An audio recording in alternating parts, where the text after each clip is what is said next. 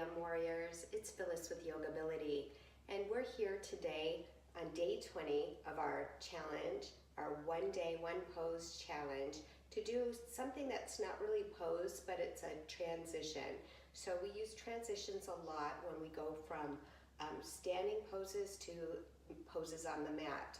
And so let's get started. We're going to pretend we're standing. Well, we are.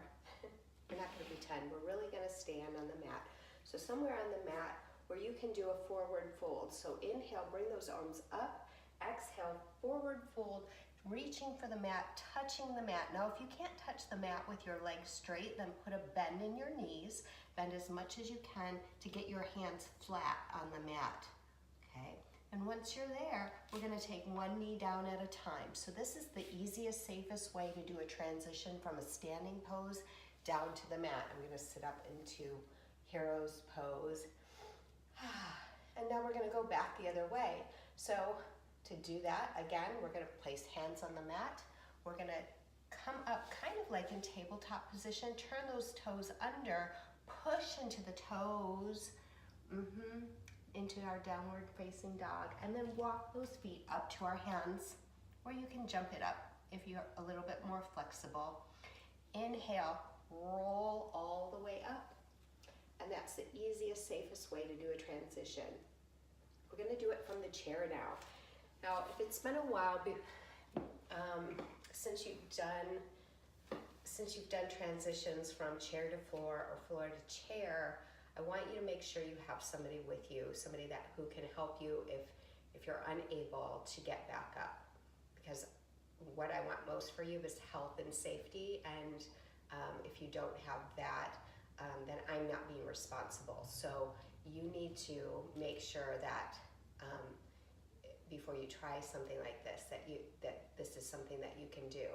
So from your mobile or your chair or your bedside, this is how I like to teach my chair-bound people to come down to the mat, because many times we do restorative poses and they're so much juicier on the mat than they are in the chair, and they really like to do them. So I just so you know, I work with patients from the Lou Rouveau Center of Brain Health at the Cleveland Clinic, and it's been one of my absolute joys. I also work with children with disabilities, so I have a lot of chair-bound clients. So what I like to tell people to do is make sure that you put your strongest leg on the outside. So we're going to turn in our chair or scooter or bedside so that our strongest leg is facing furthest away from your body or from the chair. Then I like to grab onto the chair as I inch my bottom off.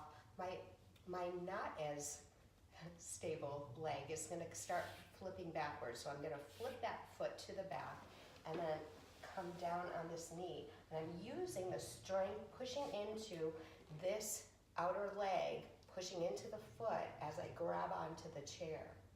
And then when I get my stability and my strength, I'm going to put that other knee down and then come down onto putting my bum right between my heels in hero's pose. Big toes are together, and then we just gently shift to one hip or the other and swing those feet out in front of us. So that's getting down to the ground. Now, what if I'm already on the ground and I need to get back up? Well, this is, I think, even more difficult. And if you find yourself on the ground because you've fallen or your balance was off, or for whatever reason you're on the ground and you need to get back up again, this is really critical that you know how to do this safely, especially if you're home alone. So we're going to do kind of the opposite of what we were just doing. So I'm going to take my less secure leg and kind of tuck it behind me. Okay, so I'm still in that same position with at the top of my foot touching the mat. I don't know if you can see it. You probably cannot. I'm going to take my more secure leg and place it right by my other knee. Okay, flat on the mat. I'm going to turn and twist and face the chair because I'm going to push into this foot and grab onto the chair and pull with my arms. The chair is going to help me get up. So pushing at the same time, trying to get up, and oh, you might only get up onto that heel of your not as secure foot. I'm not saying right or left because everybody is different, but the leg that's less strong, you're kind of sitting on top of it now.